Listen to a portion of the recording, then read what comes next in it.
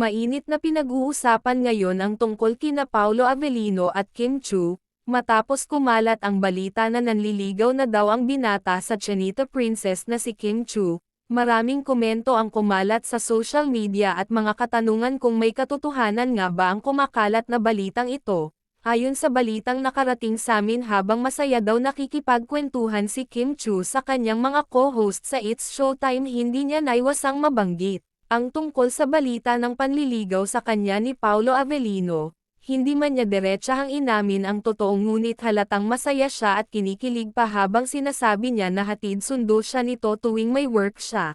Tanong ng mga fans nila at mga netizens, si Paolo Avellino na ba ang nagpapasaya at papalit kay Sian Lim sa puso ni Kim Chiu?